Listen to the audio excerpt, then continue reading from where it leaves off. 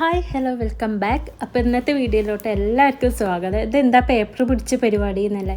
അപ്പോൾ നമുക്ക് ഈ മഴക്കാലമൊക്കെ ആയിട്ട് ഭയങ്കര ഈച്ച ശല്യമാണ്. അപ്പോൾ ഈച്ചേനെ തുരത്താനുള്ളൊരു വഴിയാണിത്. സിമ്പിൾ ട്രിക്കാണ്. നമ്മൾ പൊടിക്കൈകളോ ഇല്ലെങ്കിൽ ഒന്നും കൂടുതലായിട്ട് ഇടിക്കുകയോ പൊടിക്കുകയോ ഒന്നും ചെയ്യേണ്ടതായി കണ്ടോ. ഇത് നിവർത്തി വെച്ചാൽ തന്നെ നമുക്ക് ഈച്ചനെ പിടിക്കാം. ഇപ്പോൾ ഒരു ഈച്ച ഇത് നമ്മൾ തുറന്ന് വെച്ചിട്ടുള്ളൂ, അപ്പം തന്നെ ഒരു ഈച്ച വന്ന് കുടുങ്ങിയിട്ടോ. കണ്ടോ, ആളെ സംഭവം പെടയണുണ്ട്. കുറച്ച് സൈക്കോ മൈൻഡുള്ളവർക്കൊക്കെ നല്ലതായിട്ട് ആസ്വദിക്കുക. കണ്ടോ, ആകെ ഇതൊരു പേപ്പറിൽ പശയാണ് കേട്ടോ. അപ്പോൾ അതിൽ വന്ന് ഈച്ച ഇങ്ങോട്ട് പിടിക്കുമ്പോൾ ആ പശയിൽ ഒട്ടാണ് ചെയ്യണത്.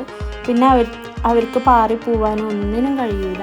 അപ്പോൾ നമ്മൾ ഇത് നല്ല ഈച്ചയുള്ള ഭാഗത്തൊക്കെ വെച്ച് കൊടുത്താൽ അത്യാവശ്യം ഈച്ചനെയൊക്കെ നമുക്ക് ഈ ഒരു പേപ്പർ കൊണ്ട് പിടിക്കാം കേട്ടോ.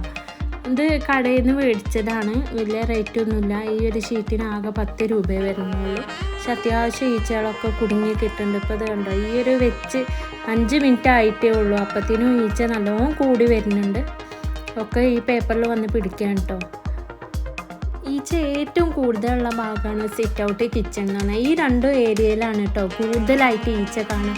മഴക്കാലമായാൽ പിന്നെ ഈച്ചകളെ കൊണ്ടും പ്രാണികളെ കൊണ്ടൊക്കെ നല്ല ബുദ്ധിമുട്ടായിരിക്കും. അങ്ങനത്തെ സാഹചര്യത്തിൽ നമുക്ക് ഇങ്ങനെ ഒരു പ്രശ്നം ഉണ്ടായിരുന്നെങ്കിൽ നമ്മൾ അവിടെ കൊണ്ടുപോയി വെക്കുക. പിന്നെ പലവിധം മരുന്നുകൾ വാങ്ങിക്കാൻ കിട്ടും.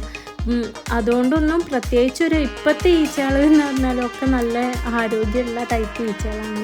ആ വിധം ഒന്നും കൊണ്ടും ചാവണമൊന്നുമില്ല. അപ്പോൾ ഇനി പുതിയ ഓരോ കണ്ടുപിടുത്തങ്ങളായിട്ട് ഇതൊക്കെ തന്നെ മാർഗങ്ങളുള്ളൂ.